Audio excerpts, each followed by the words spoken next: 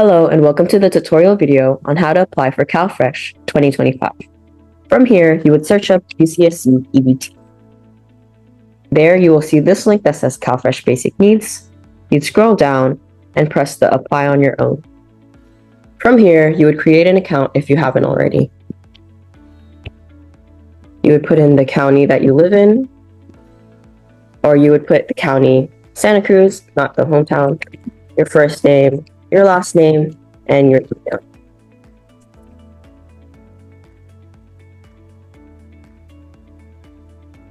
Put in a password. Make sure to write it down somewhere so you won't forget it.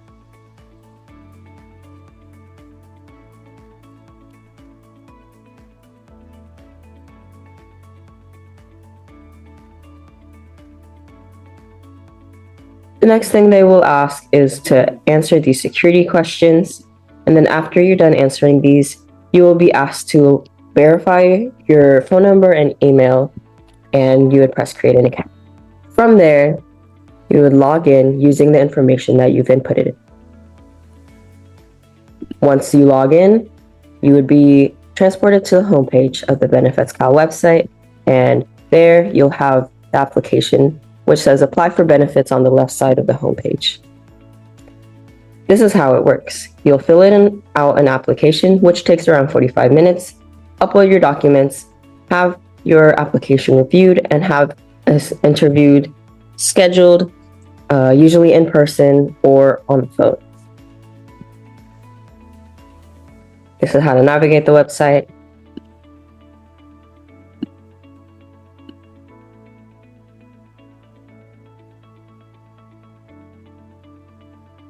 From here, you would put in your information.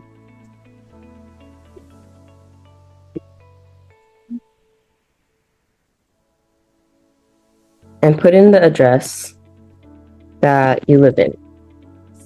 If you live on campus, make sure to put in your PO box number. The zip code for on campus is 95060 or 64, and then off campus is 95060.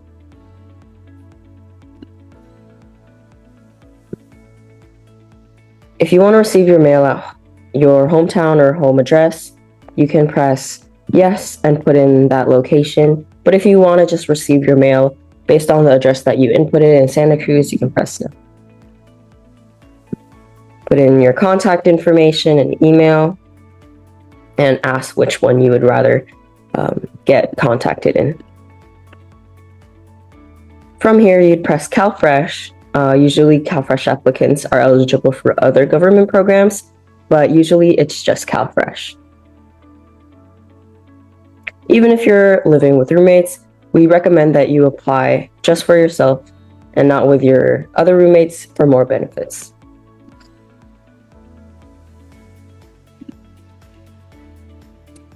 Press no to these unless you are a person of disability. For this question, make sure you're taking 12 units and more to be counted as a full-time student. This question is usually for disability, for somebody to spend their EBT cash on you. So you'd press no. Put in your date of birth.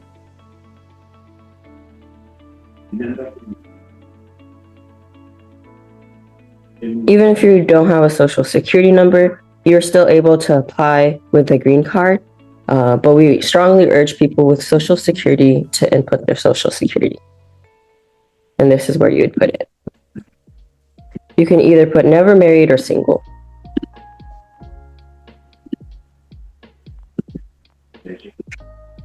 Answer these questions. If the question does not have a star on the right side of the corner, you don't have to answer them, but you are welcome to.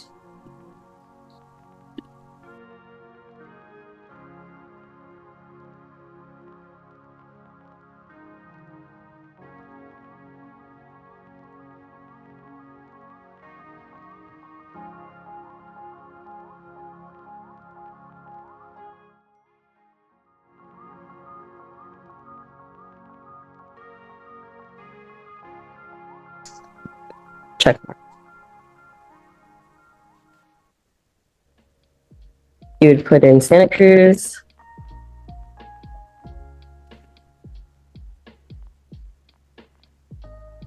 and put in the units that if you're working, press yes. If you aren't, press no.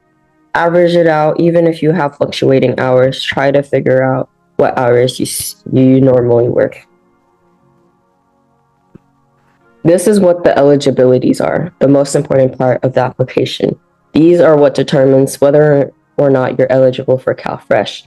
So you can either be approved for work study, get 10 FA or B, or participate in a student employment training program, which can be found on the document on whether your major is counted towards it. From here, if your major counts towards it, you can put in your degree and the BS or BA. Even if you apply or are eligible for more of these check marks, you should only just do one so you can prove it with just one document. This selection is only applied for people who work 20 hours or more. If that doesn't apply to you, you can skip it.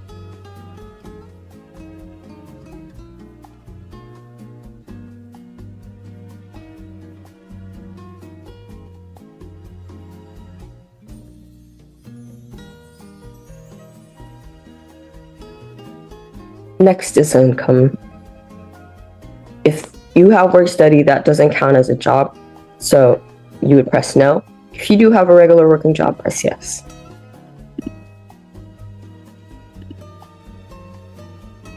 From here, you'd put your employer's name, address, city, state, zip code, and their phone number.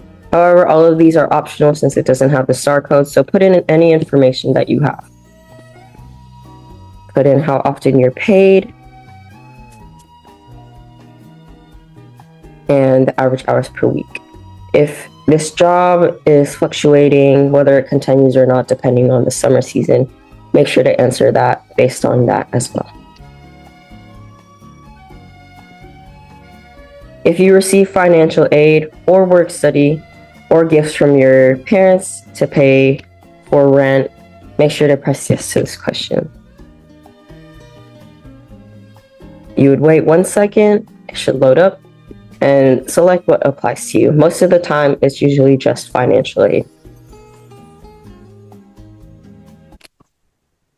From here, you would put in the amount that you received from financial aid quarterly instead of annually. We recommend it quarterly instead. From here, you would press, will you continue it, yes or no? I usually press no and explain that this income fluctuates per year.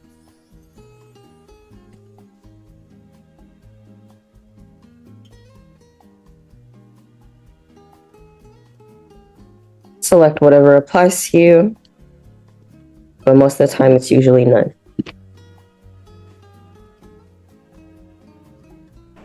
Here you can report whether or not you lost a job, changed a job, which counts even quitting.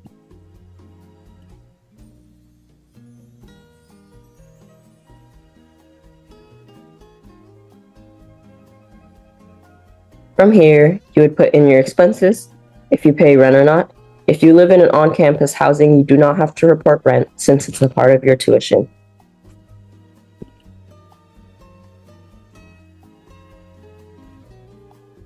Here you would put in the amount that you pay for rent.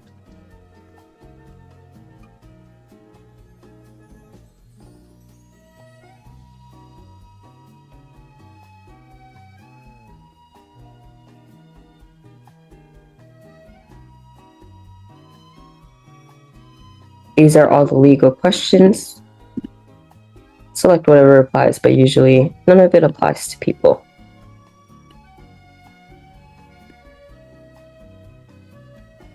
Check this check mark if you're interested in getting vaccine services. If not, just press next. Here are the legal questions. Awesome. Finally, you have the document uploadation. If you ever need help uploading documents or finding them, feel free to email us at calfresh@ucsc.edu. Here you would submit proof of ID. That could be your government ID. This document is not needed, but if you would like to upload something, you can do that. School verification would be your class schedule. Proof of income would be your most recent pay stub. Lease agreement or any form of upload something, you can do that. School verification would be your class schedule. Proof of income would be your most recent pay stub. Lease agreement or any form of formal documentation of payment can be used for rent, lease, and mortgage. Once you're done submitting, it'll take you to review and submit, where you would press next.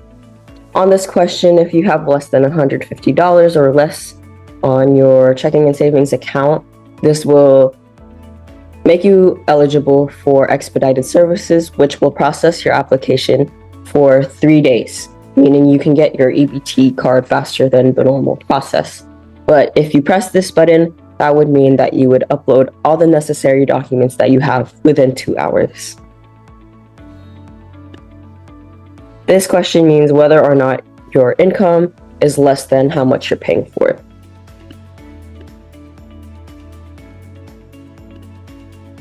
From here, it asks whether you want your interview in person or phone. On phone, it is random, so you don't know what time it will be. However, the time that they call you will be posted on the Benefits Cal homepage, where the time and the date will be provided.